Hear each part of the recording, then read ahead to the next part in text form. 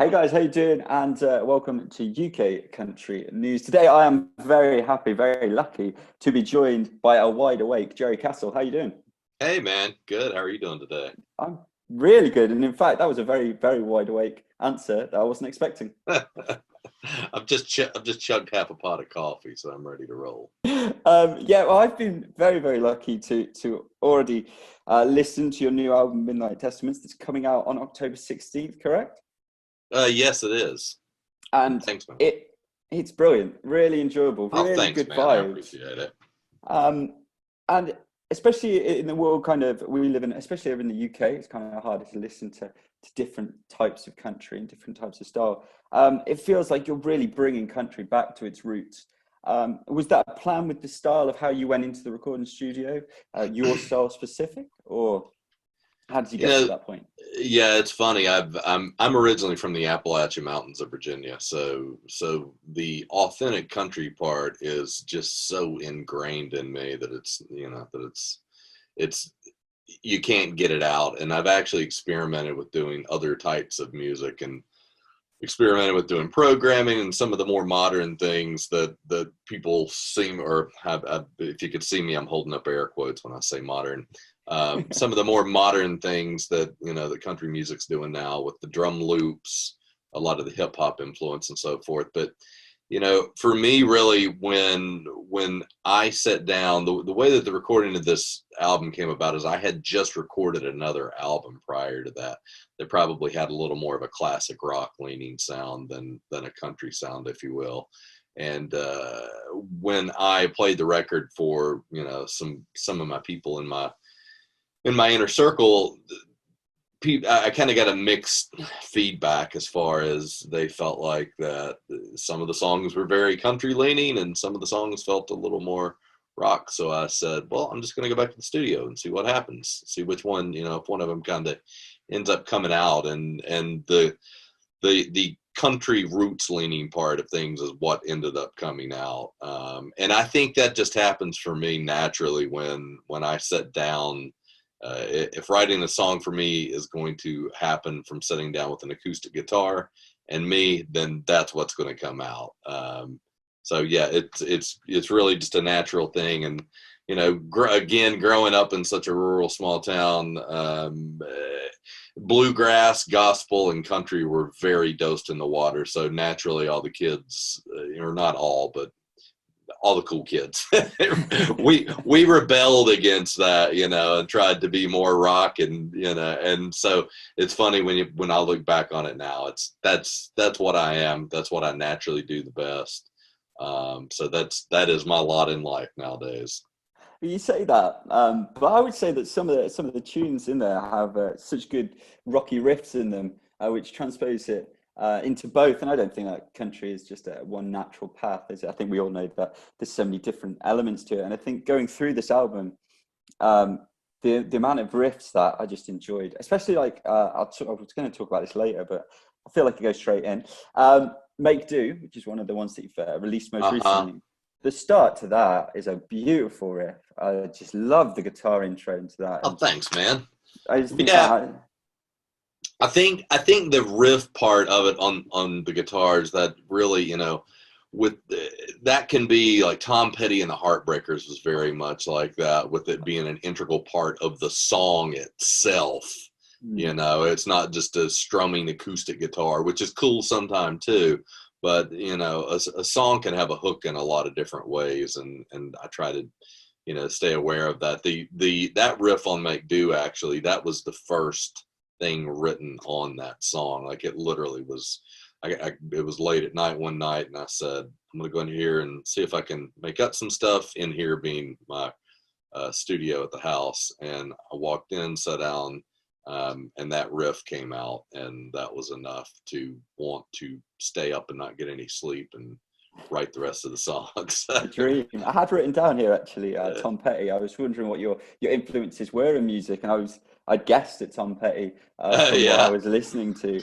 Yeah. So yeah, what is your musical background in your people that you've taken a little bit of inspiration from? Man, this is all in retrospect. Of course, you're influenced by so many different types of music now, and I was influenced by all over the map growing up. Every, country, rock, hip hop. But if in looking back now, if I had to narrow it down to the three that I kind of can, can hear the most without there being any effort put into it, like Willie Nelson was really influential.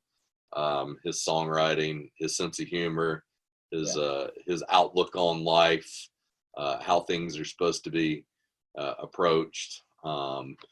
His authenticity as far as heart and the connection with sad songs, I've really dialed into that at a very young age. So I would say Willie Nelson, Eddie Vedder from Pearl Jam. I mean, the dude's just got like such a unique, like in singing, they preach what's called true voice. And you being your most authentic self, and he seems to really do that. And again, like the stuff that they write, I feel like he believes every single thing he's saying. He's not making, somebody else isn't writing the songs and then he's singing them because he thinks they're going to be a hit or not a hit. Like, it's the real deal. And Tom Petty goes back all the way, as far back as I can remember as well. Like, talk about a dude that really dialed in to the art of songwriting. And, when you hear Tom Petty sing, the first thing you think isn't, oh, wow, what a great voice. But you just think, what a great song. It's the whole thing. And Mike Campbell, the way he implements the guitar playing with it. Like, so I would say those are my three main ones. Growing up in the South, obviously there was plenty of Southern rock influence. I mean, Leonard Skinner, the Allman Brothers, all that stuff is again, like, really dosed in the water. And tons of classic rock and classic country. But those are the three that come to mind right off the top of my head. One of the things that you said there, which I would say is major on this album, is truth. I feel like truth just bleeds from this album. And you seem to open yourself up completely with different songs in there. One of those, I believe there's quite a big story behind, and is that Pick Up Your Guitar? Yeah, thanks for that. When I sit down to write songs, it's so funny. And when I look back on them when I hear them back once they're completed songs, like, I don't necessarily sit down and go, man, I want to pour my heart and soul and guts out here. But when I hear them back, I'm like, man, that's what I did. Really, that's what's going on. That's my life. I admire writers like Jason Isbell, who's able to sit down and write songs from the perspective of someone else. Let's pretend like I'm a logger from 1932 living in the mountains in the Northwest. But that's not what I do best. And on the song Pick Up Your Guitar, I had literally just received word that my old bandmate, Billy Snido, that he had passed away in his sleep. Yeah, thank you.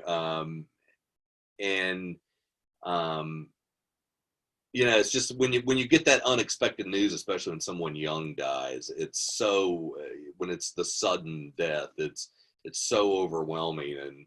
And I came home and I sat down and was trying to figure out how to process the emotion. Like, it just was so much.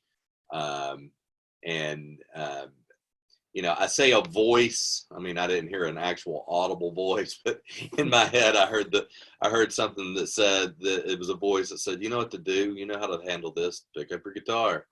And I picked up the guitar and I wrote. I started off and I wrote a verse, and when it came time for the chorus, that same voice that had said, "Pick up your guitar," and that became the hook of the song. And I literally wrote that. That's one of the fastest written songs on the record. It was written probably in 20 to 30 minutes. Oh, that's showing off. That's just showing off. Really. It doesn't. Trust me, man. I put a lot of time. That for that one song, there's another 30 that I had to grind out for days on end. It's a really, really good album, and obviously we have this situation with COVID and what's happening in the world. Is it really frustrating to be sitting, knowing it's coming out in October, but I don't know how it is in America. We're definitely not going to have it over here, touring and gigs going on really anytime soon. Is it quite difficult to have these songs, have them ready, have them wanting to produce, you know, to audiences at the moment and not being able to? Yeah, you know, I feel like I'm kind of working through that and trying to deal with just the situation at hand. I mean, there was certainly the whole what in the hell am I going to do now, because I'm just so used to at this point of you record a record, you put a record out, and you go out and you tour and you support it, and the way that you build your most authentic and truest fans is by playing live. The other thing is, it's also, you know, I'm so used to that being the artistic influence as far as writing the next round of songs, you know, from being out and kind of being out and about and playing and meeting different people. And, you know, you see how people interact with songs and what's actually coming across live. Like, that can be a completely different thing than what's coming across on a record. So it's been a challenge for sure. But right now I'm just trying to, you know, continue to write and just having to plan further ahead than what I'm used to. And it does, you know, there are certainly times that it feels overwhelming when I think about the reality of, you know, a hopeful estimate as to when I will be able to get out and play. I mean, really, I think everybody's kind of expecting late spring at best of 2021. And, you know, if I think about it like that, then it's a lot. It's a lot to process. Yeah, very much. It's a terrible situation for all of us, especially anybody listening to this and all the UK country news fans, because if it's going to take you that long to get tour in America, it'll probably mean a lot longer for you to get over to the UK. But is that in the future for you, do you think? The UK is definitely in the future.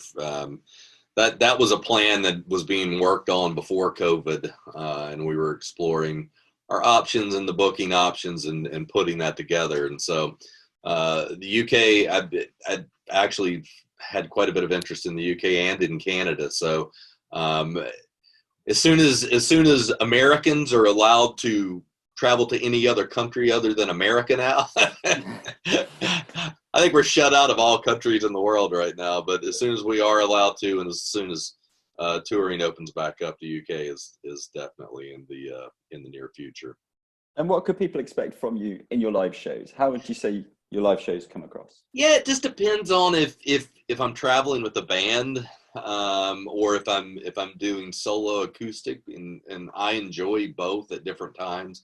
Now, when it comes to the solo acoustic, I enjoy it as long as I have someone that I'm touring with. You know, if I'm out on the road all by myself, that gets to be a bummer pretty quickly. But you know, the full band thing, I think, ends up coming across a little more raucous, a little more rock maybe than your, you know, normal average Music Row country would come across.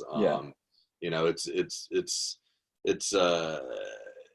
it's more of it's definitely more of a show, and it's put together, you know, kind of with a rock mentality. That's not to say that there's not the tender moments and there's not the moments that we're really trying to focus on getting the lyric across, but, you know, the bombasticness of drums and that whole bit, you know, it's a whole production. As far as the solo acoustic stuff, I mean, I think it's just really an opportunity for people to sit and learn. You know, when you're sitting down with someone in a room or in a venue, and it's just them and their acoustic guitar, you not only get a sense of what the song means at its core, you really can get a sense of what that person is and you know, who they are behind the mask. Yeah, there's nowhere to hide, is there? Exactly. So it's kind of like any weakness in your songs, it just seems it's so apparent when it's just you and an acoustic guitar. And I've definitely had times on tours where I've gotten out and not been aware of, like, you know, if I've been out playing a full band tour before and then I go out on an acoustic tour, and, you know, I can do songs sometime and be like, oh, well, that one really isn't as good as I thought it was.